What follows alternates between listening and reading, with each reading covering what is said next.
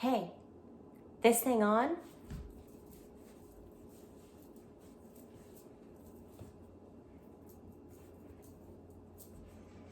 It's the dance, do the dance, do the dance, do the dance, do the dance.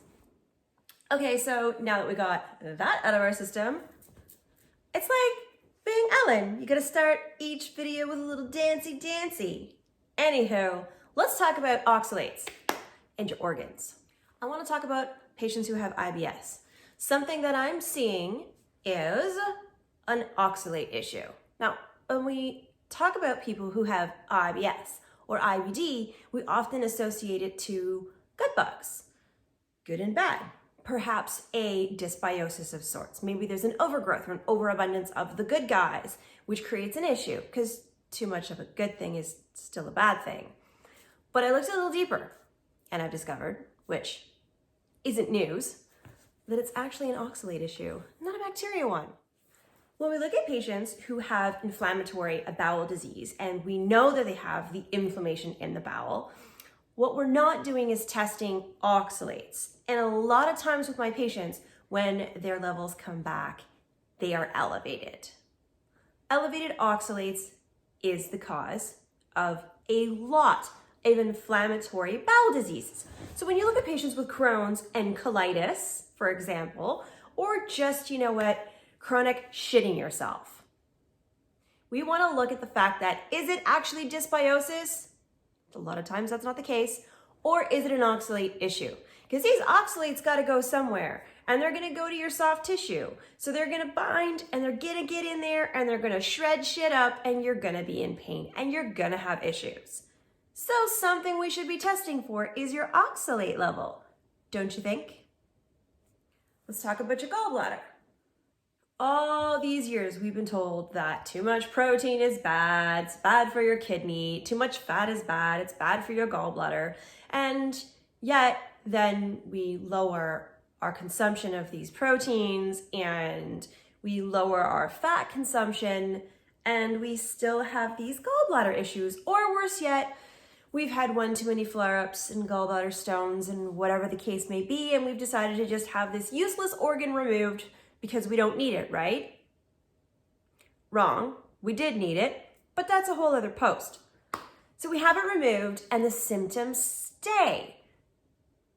That's a problem because we didn't address the actual issue. So these sharp random pains are still there and the IBS symptoms are still there and all of the discomfort is still there, yet we've removed all of the issues and maybe now we're taking ox bile.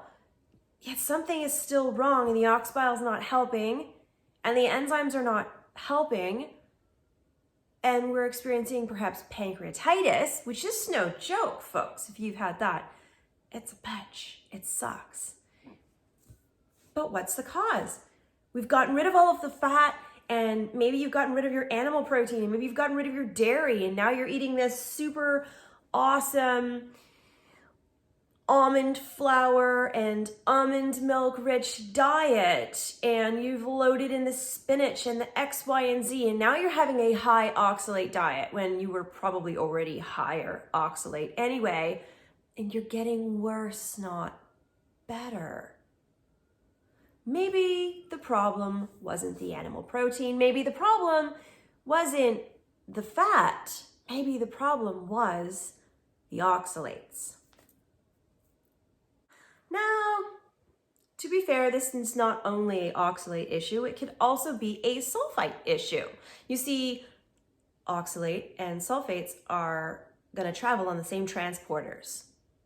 So, one can act as though it's the other, or vice versa. They're almost interchangeable as they're transported on the same path. They're traveling the same route. Sulfation is important. It's important and plays a role with our gallbladder as well as with our pancreas. As I mentioned before, pancreatitis. So listen up. Sulfation is very important as it plays a massive role in how we release certain specific intestinal hormones. Are you with me so far?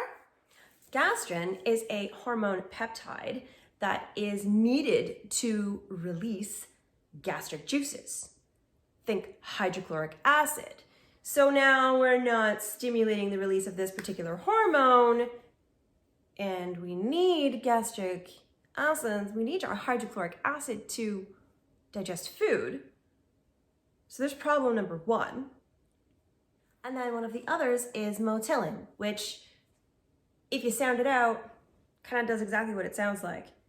Motility. It works on that spasm effect that we have and the motility that's going on in that upper GI tract. So when you think about it, if you don't have motility in that upper GI tract and you don't have the juices needed to digest the food that you're consuming, that's like major problems right there. Am I right? If you're having gallbladder issues, before you go and have it ripped out of your body, it is an important organ. You do actually need it. And maybe a good idea would be to try a low oxalate diet before you jump the surgery gun. Because in most patients that I see who take the time and put in the effort to do a low oxalate diet, they do see a reversal of symptoms and they get to keep their gallbladder. So it's kind of a win-win for everyone. The same thing goes for those who suffer from pancreatitis. You know what? It doesn't hurt to try low oxalate and see what it can do for you. If you're interested in trying this particular dietary theory and working with me to do a lower oxalate diet, which doesn't mean you have to eat only meat. It means that we're gonna look specifically at bringing your oxalate load down and working on consuming only foods that are on the lower oxalate scale. We can do that. I'll be putting above, up there,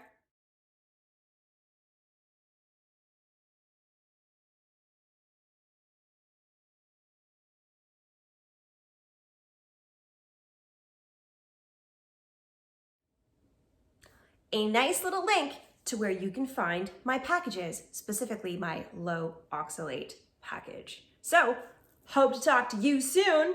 Over and out.